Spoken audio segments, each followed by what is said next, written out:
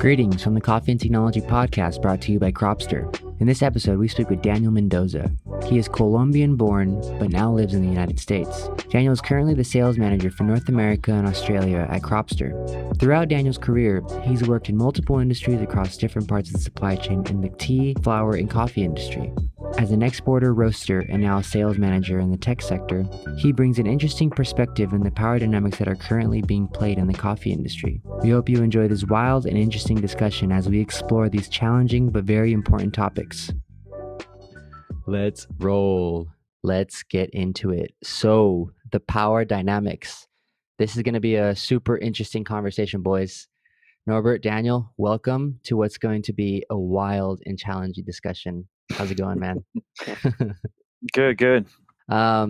Danielle, welcome. I know we work together at Cropster. It's super cool working with you. I'm stoked to have you on this episode with us to bring a different and fresh perspective to, what we do in coffee and whatnot.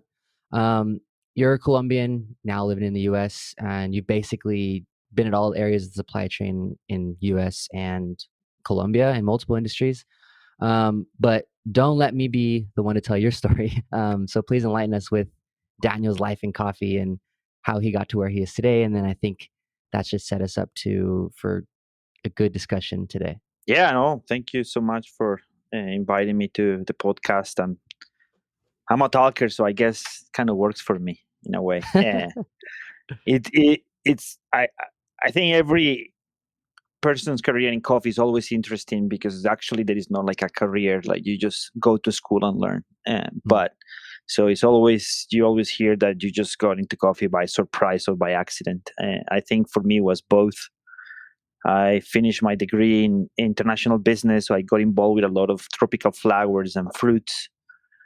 But I was not into the stress of customs and behind containers of fruits that are going to be burned if they find a bug. So it's a lot of super high stress. So got tired of it, go back home. And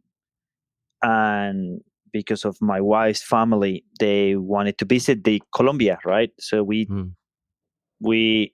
put them in a place that the embassy of the US doesn't allow, or doesn't hey, don't go there, it's dangerous. So we put her in I learned about bed and breakfast, what means in Colombia is Colombians don't know about bed and breakfast. So that's how I started working in that place because I speak English. So the Italian is an Italian owner in La Candelaria, really nice town in Bogota. And he said, dude, I want to hire you just to talk. And then, that was that's how I started. And then in 2011, in World Barista Championship in Bogota, there were some judges staying in that bed and breakfast. And because I work in coffee, I know a plaza, we call it, a farmer's market that you can go and see all the fruits that Colombia produces. So they were like, oh my word, this is the flavor wheel, like in tears of happiness. So then they invite me to what coffee was for them. And one of the beauty about those judges back in the day is that in that bed and breakfast, we were serving Sello Rojo, a ground coffee that is horrible, but they still drink it, right? And it's an interesting, because of what we are going to talk today, having the power of knowledge, having an expertise on evaluating coffee presentations. They didn't say a word and they drink it and enjoyed it. And thank you so much. But then after that, when they went to the fruits, and then they took me to that World Barista Championship, and back then was like handsome coffee roasters brewing coffee there for you. And I didn't know who they were back then, of course. But it was just changed my life. Like, oh my word, this is freaking amazing. Espresso machines. You are used to the automatic espresso machines in Juan Valdez and so on, and Oma and other coffee shops in Bogota. But either way, that's how I started. And then after that, I become close to one of the judges that he's the owner of a coffee shop in Gainesville, Florida. And since then, he told me how to start working. When I moved to the States, he told me, work here. This is going to help you, blah, blah, blah. And that's how my career started, just by accident. Yeah. Wait, and so how'd you get from Florida to Denver? Because you're in Denver now. Yeah, so my wife, she's always been like the head of the house in the financial situation, and then her job, she works for Southwest now, but she used to work for AirTran, and then Hmm. Southwest bought AirTran, and Orlando was her home base, but they for Southwest Orlando is for senior flight attendants, so she lost that base, and then she they gave him some options. This is where you want to go.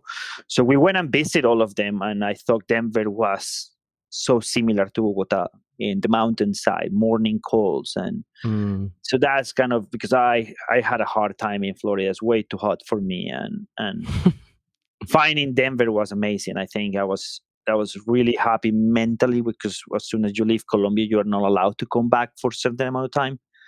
So that was actually really good to move here. So yeah, that's why I ended up in Denver.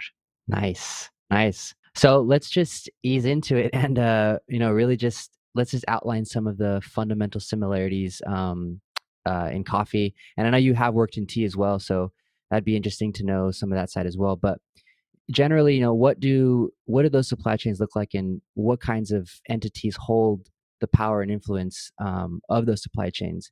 And to clarify, this isn't meant to be a negative inquiry towards those entities. In my opinion, honestly, without these bigger companies that started, we wouldn't have what specialty is today. But I really would like to know, like, from both of your perspectives, who holds the power, and what does that kind of power look like in these industries or in coffee? It's interesting because living in Colombia for so long, I was never care or see any. I was actually where I was working in flowers, tropical flower. We were trying to take people out of coffee so they can plant flowers. Easier to maintain, easier to export, and I didn't care for coffee back then. But now here is where I learn a lot in different. It just depends where the information comes from too. And at the same time, that was an easy switch for me to tea because besides that, how easy is to drink tea and how it's easier to understand it, the perception of producers in tea, it literally blew my mind. Hmm. It changed and impact me really, really heavy because in coffee and tea, there is going to be is a specialty side, right? There is also the commercial side. So I'm glad I've been in both. I went to Taiwan and also Rwanda, which is a commercial side of tea. And so it's interesting to see both. But at the end of the day, the same in fruits, and I believe in any other farm industries. There is always somebody that holds the majority of the power. Use it for wellness or not in a bad way, but it's the accumulation of power and controls the majority, especially the price in a way. So in both industries, you have them, and the majority are going to be like the importers, the person that are direct connection with the final consumer. In that way, are the roasters or the tea importers, right? Because tea is a finished product in origin. There is no transformation of it. Versus coffee has a lot of people involved. Even in the farmer side, there is also a miller. There is a lot of steps before getting to roasters. So there is, I don't even know how to start, but in the difference in tea and coffee is that tea is finished. So there is not a lot of members on the chain, right? It's just the importer. Sometimes it's the exporter and the importer. A specialty tea is something that they don't need to export. As you go there, they have a market already. They consume it already, right? Versus commercial tea, that's the one the majority they export. You go to Rwanda, they don't even drink tea, right? So versus in Taiwan, because I don't know, I haven't been in China, which was my dream, but Taiwan was amazing too. They drink in daily, even in the bottles of water they put tea in the morning there, so they are constantly drinking tea, and they have the market for it, so they don't need to export. So the producer controls the price, controls everything. Because you go there, you visit the producer, he shows you everything. They start from the plant and slowly take you to each steps that they do until they brew it. You go to his office, and then he brews different types of tips that he produces or he process. And then you take the same picture to coffee. Just a small amount of coffee producers are capable to show you the same, even until brewing the coffee for you. So you would say that tea producers are the price makers in this case? Yeah, I think because they control their cost. They are really business oriented. When you do a specialty tea, they control everything. They have their own team, and it's always the producer who checks on all of them. And you see him involved, like withering. He goes and see how people are throwing the leaves, right? And he checks on the leaves, and then we go to other step, and he goes involved in the step, and so on. So where do you see similarities or differences to the specialty coffee industry? Let's keep it with the specialty industry. I think it's a little bit easier. Yeah, so that's why it was easier for me to switch. But you just find small producers that controls everything. They know how to produce it. They know how to mill it. They know how to roast it. They know how to brew it. Right? And then you find those that they're just producers. Yeah. I met one of my favorite coffees that I ever tasted is from Huila, and he's a beekeeper. He doesn't even drink coffee. He's just a beekeeper. That's his passion. But he has it's like the fourth generation that he's been growing coffee. So, but he's a beekeeper. He doesn't, you go there and he doesn't even, you just taste his coffees, tell him how much you are willing to pay for them, and he takes it or not. So if I hear you correctly, it really depends a little bit on the degree of involvement in the product and in the industry. If I think the knowledge. Oh yeah, which is relates to the knowledge, which determines if they can be price makers or price takers. I kind of got a feeling that when I see the specialty markets, some of the specialty producers or specialty traders, because of their knowledge, because of their involvement, are able to make prices. And if, as you say, well, the guy with the bees, that's his passion. He might not be so involved in coffee. That's where he just has to look up what the market gives, right? He depends on an association, depends on a third person to tell him, hey, your coffee is this. It tastes like this. Right? And it costs like this or something like that, because they don't even know about milling at all. They don't have a clue what's that. So in the tea side, they control everything because he knows everything, and he knows how his tea cost, his quality, and that's it. And you don't go there and say, hey, can you oxidize a little bit more of the tea? He says, no, this is what it is. You don't take it, thank you. And then there is another person. In coffee, this producer was asking the person that I was with, oh, I can do whatever you want. I can do honey if you want. But what does a honey mean? So, I don't know. You just tell me how you want it. So it's just like, just depending on the third party. But then you have, I had a luck to work I worked with a producer in Colombia who has really high standards, and he has so much knowledge. They have presence in the market, right? They control everything. They even control the milling. They control since the seed in the soil. They control the soil. They have knowledge of soil. So they set the soil to a point to control the whole quality of the coffee that today they can be charging $100 a pound. Yeah.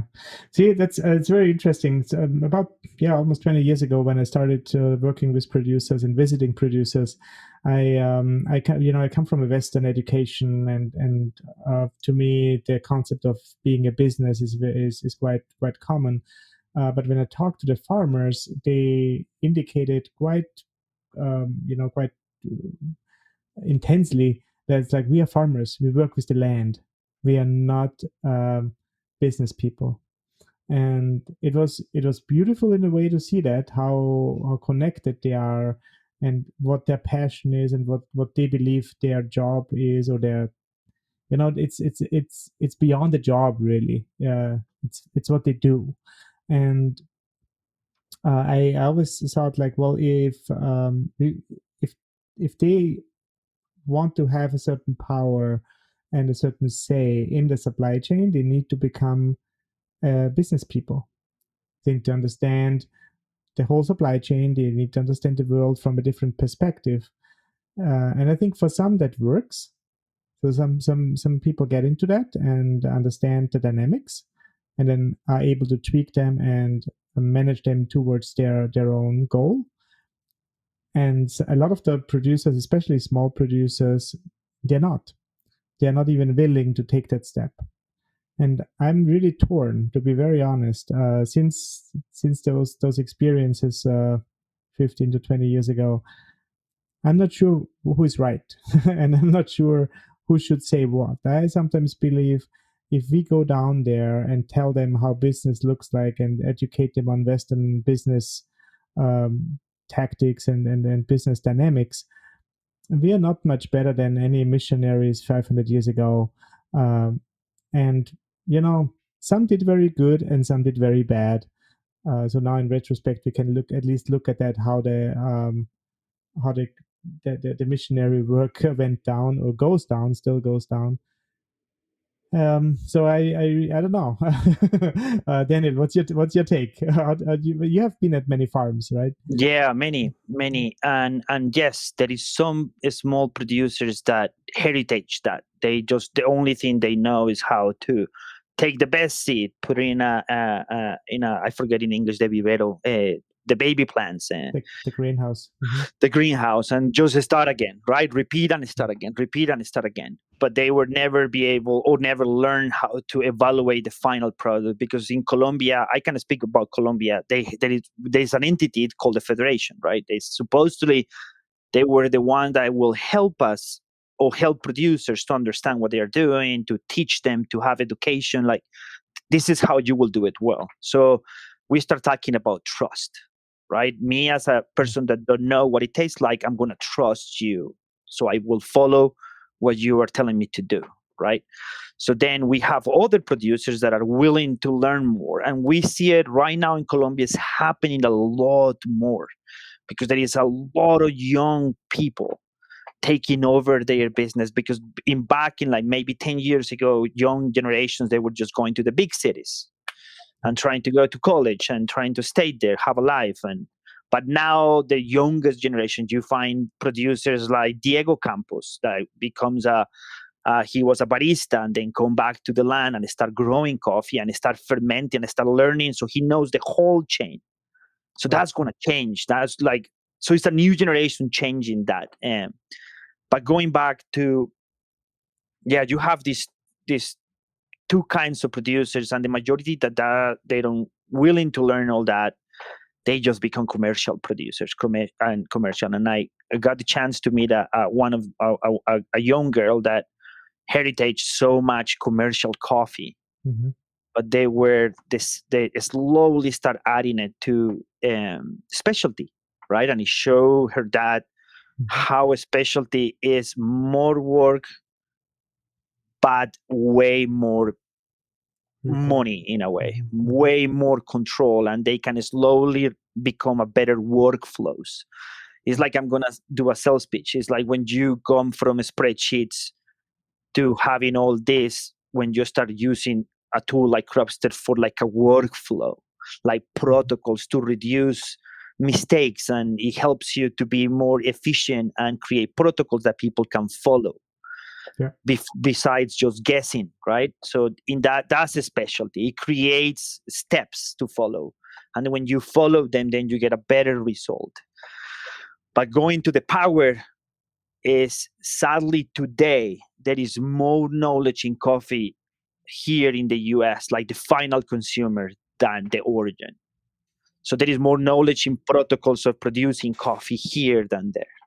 So then we start thinking, okay, where is the education going? Why is it here? Why is it not there today? So, and then we go back to the trust. So there is also good importers that, no, I don't want to say good or bad. It's just there is people that are willing to be connect producers to roasters and establish this education that the producer can be self-sufficient. So I just focus in bringing that coffee and create this connection, right? But there is others that just prefer just to keep controlling. Give me the parchment, I will mill it. I will control the milling. I will control the export. I will control the import, and then I set the price. right? Right. But, I thought about that many times, and it's always very easy to say, well, this is bad and this is good, or this would be better, right? Mm-hmm. And I agree with you. I mean, it's totally better for a producer to control more and have more knowledge. But also, I also encountered sometimes that it's not in their interest. As you say, that the one guy is a beekeeper. That's what he wants to do. That's where his attention and his focus goes to.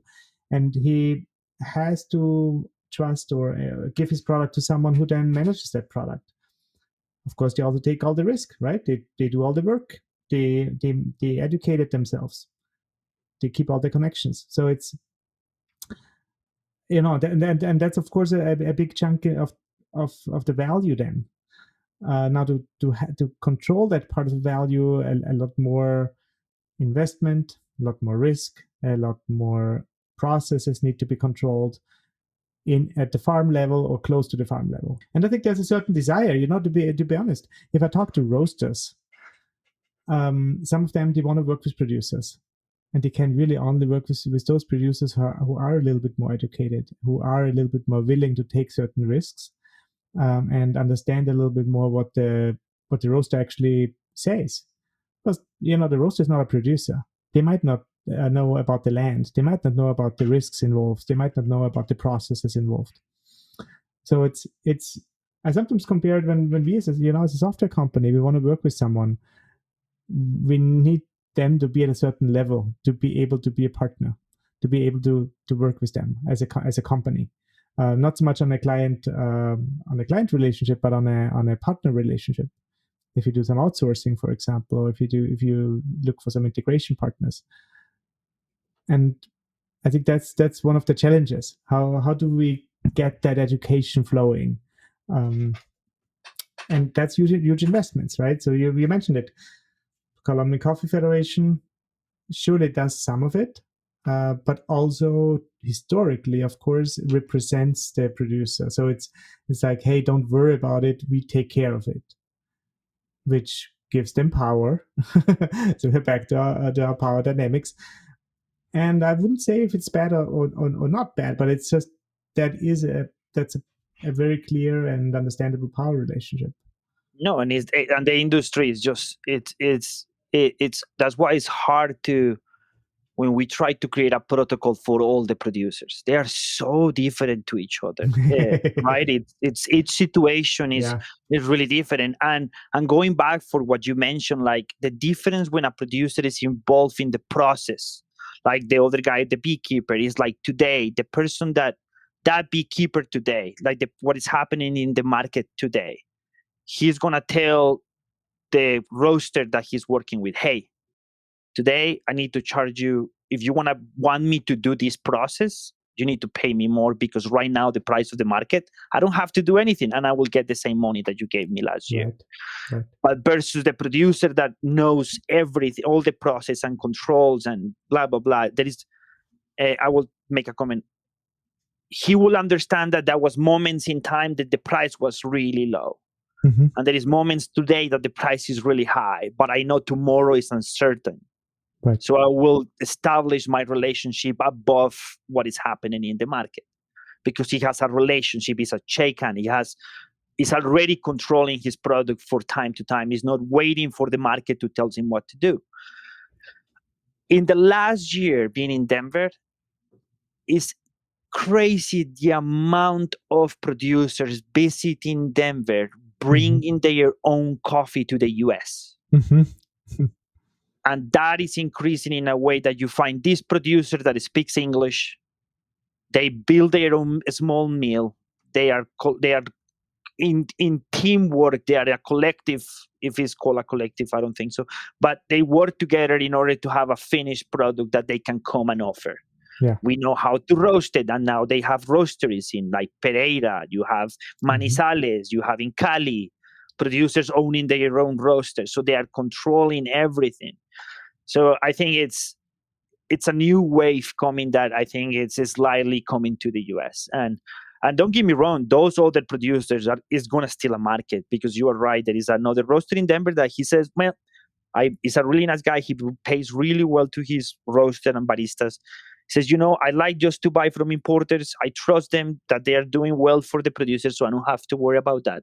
And I focus in my business. I trust my partner that he's paying well the producers and so on and so on. So I think it's an industry that is so big that there is always room for the producer that doesn't want and trust, and the producer that wants to learn more and continue with it. Like what you've heard so far? This podcast is brought to you by Cropster, a software solution that connects coffee professionals from origin to roasteries and cafes around the world. Whether you produce, trade, roast, or brew coffee, Cropster products will help your business take that next step. I think that's the exciting part, really. In the last years, there's more room for producers who want more control and want more involvement. Because there's more market for it. And I think, institutions like the Alliance for Coffee Excellence with their Cup of Excellence program has educated and shown the producers what they potentially could do. They have helped create relationships and brands. And then there's so many more, of course. Many other auction programs are there. Many other competitions are there for that. And producers, of course, learn. It just takes, of course, some time to adapt and to learn. And not all producers were happy with it. I have some good friends in Colombia.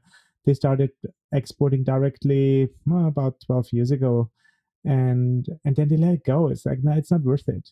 We are not set up for it. It's a lot of investment. It's a lot of work. It's a lot of work, and we are fine doing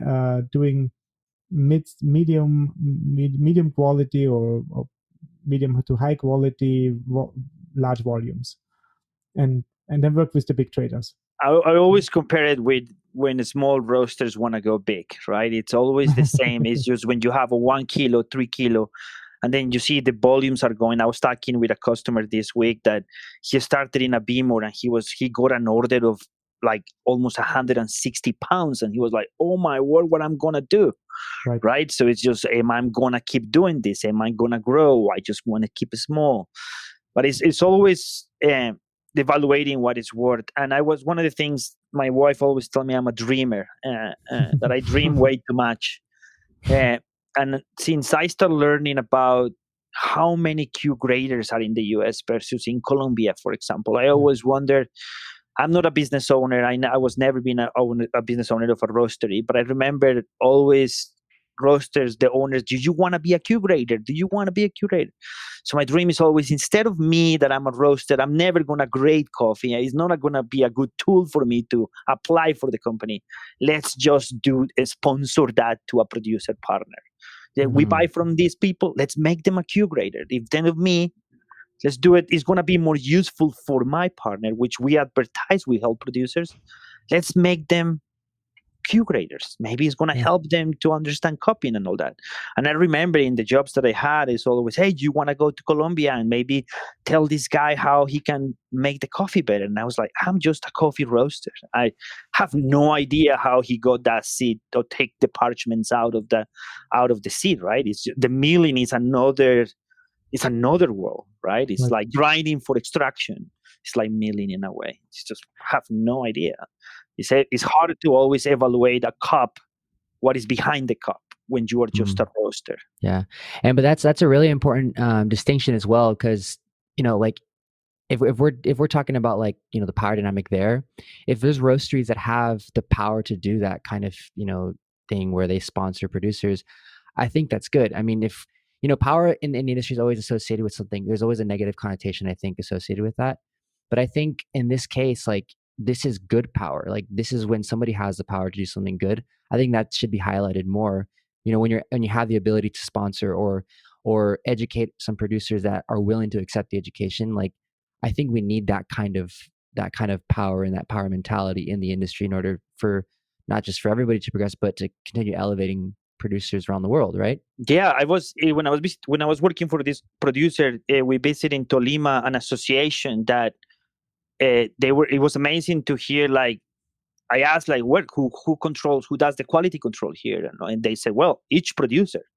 I don't want to have a Q grader in my office just waiting for the producers to come and then say, hey, you need to do this. How much time I'm wasting just waiting for the producers to bring something they cannot change. But if I have my 5 producers part of the association become Q graders, have a basic, because Colombia we have something called what is the free education, Norbert? You know more Colombia. I The forgot SENA. about it. El Sena, yes.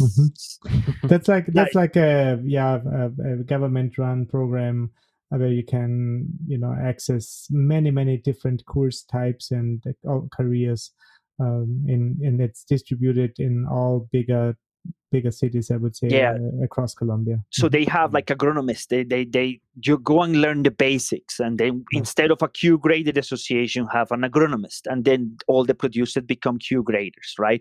Learn how to get your own sample, mill it in your office, and then sample roast it and taste it, and then talk to the agronomist to see what improvements are. Instead of me waiting in an office for samples, that is gonna be crazy. I have to storage the samples, and then so that was awesome. For me, that was like, wow, that's when you say using the power he has to, instead of me concentrating the knowledge in an office, just distribute it, so I can save time and make sure everybody is involved in the finished product. Yeah, I think so. I want to shift gears a little bit towards technology, because that's ultimately also the base or under topic of our podcast here. What can we do with technology to help with power shifts, or help to support the good power dynamics? And I think when we designed the core system for Cropster, in the beginning, it was always, how can we exchange information? So how can we make that every partner in the supply chain can have their own evaluation, their own information, and then exchange with others along the trade, so they can see, okay, I evaluated that coffee and I think it's an 82, but my partner 1 gave it an 84 and my partner 2 gave it a 78. And so what is true? Why is the one so below the mark, and why is the other above my mark? And that's a process of alignment and standardization, right?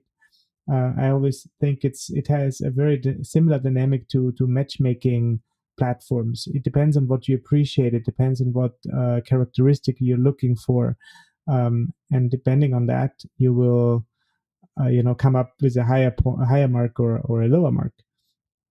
And over time, you will align, and you will learn that your coffee is more suitable for, let's say, for an Asian market, because they might appreciate those flavor notes better than the European markets. And that to me is again part of the whole power dynamics. If you know your markets, if you know what's appreciated, and if you can exchange that information, you can get ahead of the curve. It's just really interesting, and the coffee industry is super different than the tea in that way, because the tea knowledge comes from the generation, but the coffee knowledge comes from the question is that, where does it come from? Who defines the flavors? And we see it daily. We talk to so many roasters here at Cropster, and it's funny, they say, oh, I got this Colombian coffee from this area, and I know this other roaster has it, and we just share, and it tastes completely different. And yeah, so then it's hard, who is going to define the quality of those two roasts when, again, it's just hard to find that. But it's a traditional, it's a traditional thing. If you go back in time and look who was interested in coffee, it's a colonial product. So someone from a far distant land came in and say, hey, Colombians, can you please produce that, because your climate and your soil works for it. And then you sell it to me, or you give it to me, and I don't worry about the rest.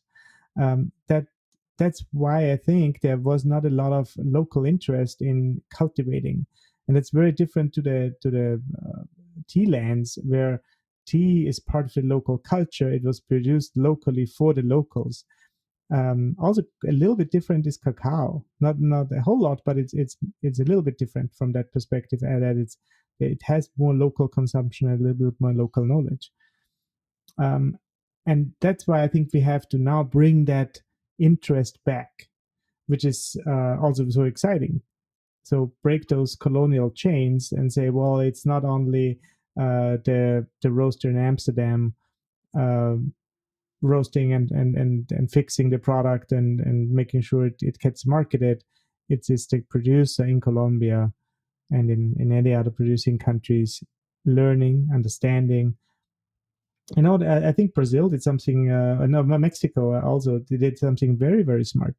And not so long ago, they put an emphasis on local consumption and say we want to make sure and we want to support the local coffee industry, and that can make everything change. Suddenly, you have the coffee houses in the country, you have a local supply chain, and everybody learns. Yeah, so you can see that. When I met the champion roaster in Mexico, from Sonata, I was blown away. I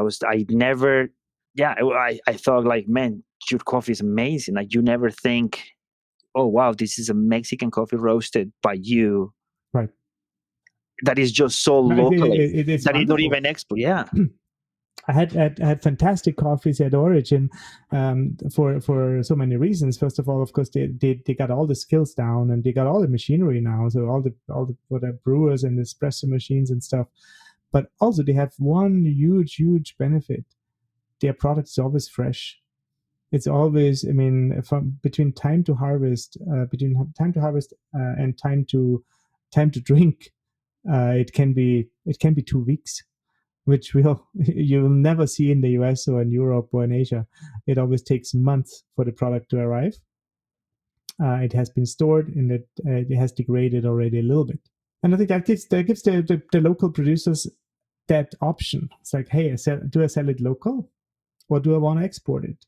And if I want to export it, it needs to be worth it. Yeah, I have two models that I saw recently where the producer, when he learns all about producing, and then when he gets to learn roasting and presentation of the coffee and so on, that was amazing. And also one of another good friends, Cropster, Nikolai in Colombia, becoming a cup champion, a cup taster champion in Germany, and recently he got another championship as a roaster.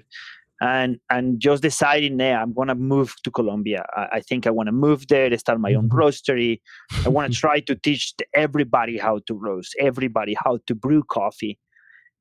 Besides the point that somebody can say, oh, that's colonialism, blah, blah, blah. But his humbleness and willing to work with a lot of people, for me, was amazing. And what he's impacting the way of teaching roasting and teaching brewing, it's different. And that's another, when you have the power, because we know when you become a champion, the coffee industry elevates you. Yeah. But this guy, instead of that, he just said, no, peace, I'm gonna go down there and actually use my knowledge to spread it, to let's use this for something.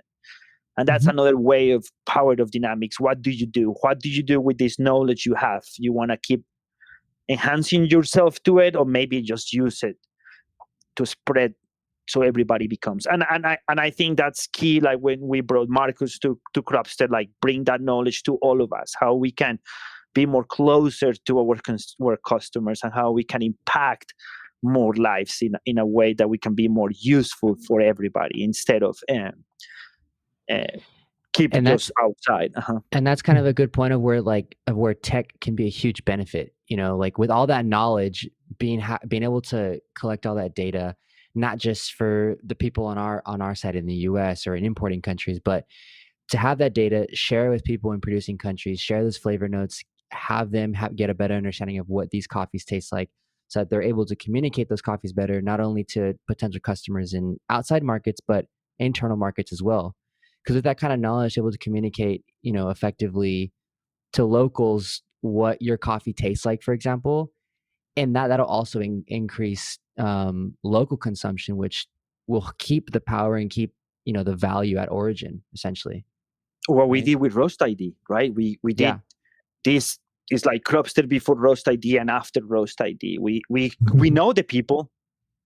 And then we said, just bring them together in one place that they can talk about something that is always been like secretive or something. So it marked us, opens our eyes to, oh man, we can use this connections that we have to help everybody. And users or no users of Cropster, there is an amazing webinar that we did that it shows so much information. Yeah. So that's another way of using your power, the connection that we have, to help others. And it's an inherent power of technology. So the entry requirements is internet and some device. But once you're there, you have access to so much information, and that distributes internationally. So it's not specifically for, you cannot hold information in the US or in some specific country. Usually it spreads out. So coffee producers get to know what the market looks like, what people are doing.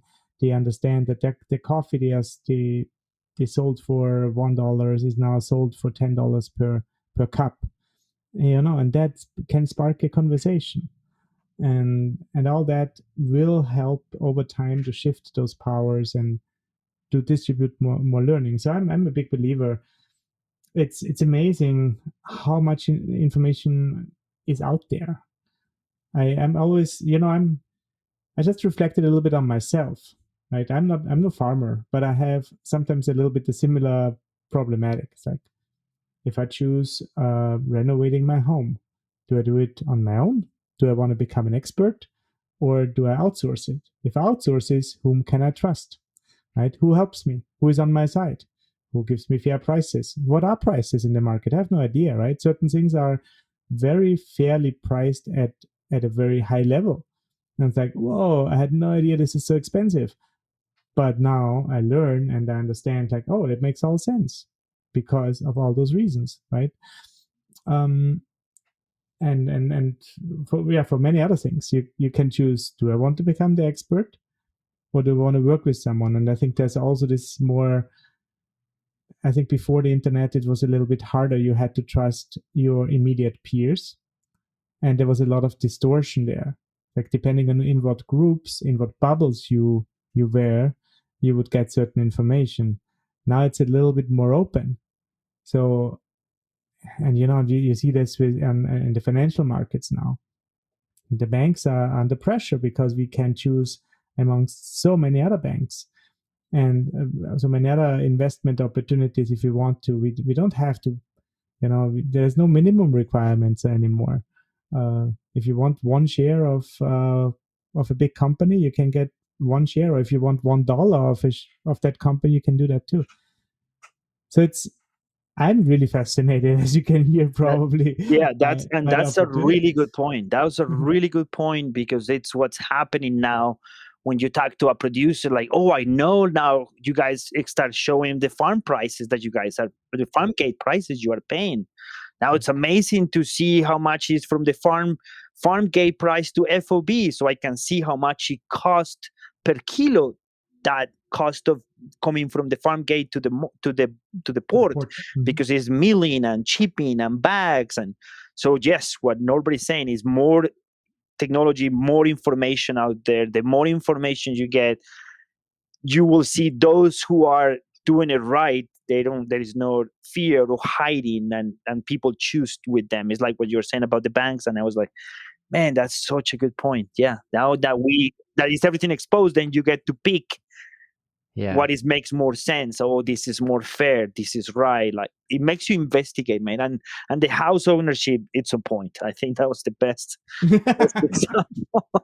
Best example. You can relate to that too, right? 100%.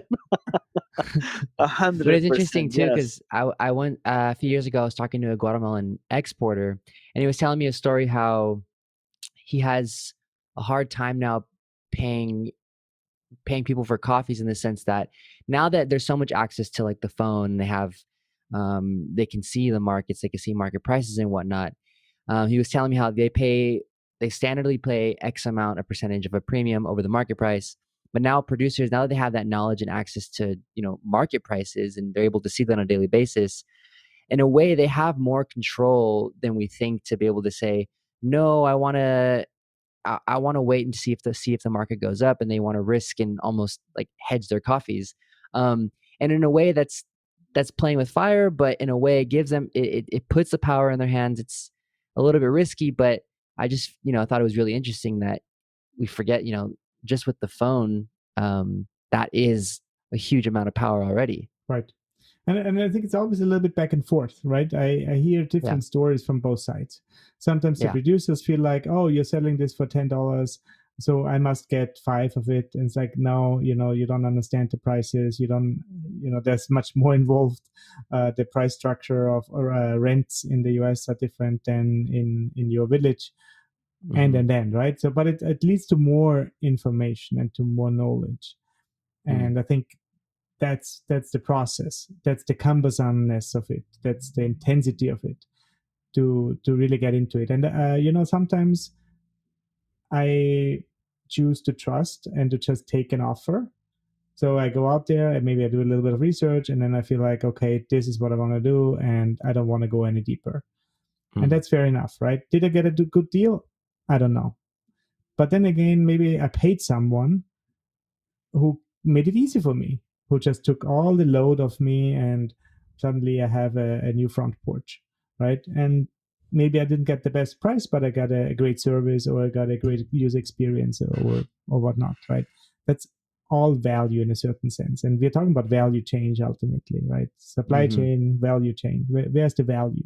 And you just say trust. I think that's what at the end of the day is going to happen. It's about the trust. And when you mentioned there is some producers that don't want to deal with that load of steps, and I just want to produce this coffee that is doing really well, and you are managing really well in the US, and you are like, we have this set of parameters and workflows that are helping both sides. And when there is exposed of both businesses and trust, then you stays with them, and you can receive all the other offers, and no, man, I'm good now. And I think that's what is going to end up happening in the future. I hope and seeing Colombia now with so many young producers and roasting, it's just amazing. And which is it's a new wave, even in Central America too. Mexico in the last 2 years of the last 3 years, you can see where a lot more Mexican coffees in roasters, which is awesome. Yeah, it's coming back for sure. Mm-hmm. And that's the beauty of I think technology and the time we live in here.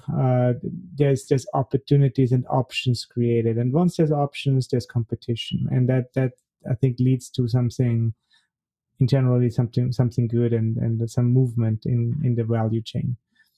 So that's, I would say, create more options so people can choose from more things and find the right opportunity for them. Yeah, I think it's also happening in the roasting side. Like when I keep doing sales pitch, which I shouldn't, but I use Cropster in so many areas in my life. But as soon as we release about between batch protocols, is when people realize, oh shoot, what am I doing between batches? I didn't know I had to do something. Some people already know, some others like it's new to them. What is this timer? What is it measuring me? Like it feels pressure. Like now they understand, oh, I need to do this workflows and protocols between. So again, it's more information that is out there, better decisions we make. And then we trust more in our processes, and then we can be aside, and then it's protocols in place for people to take.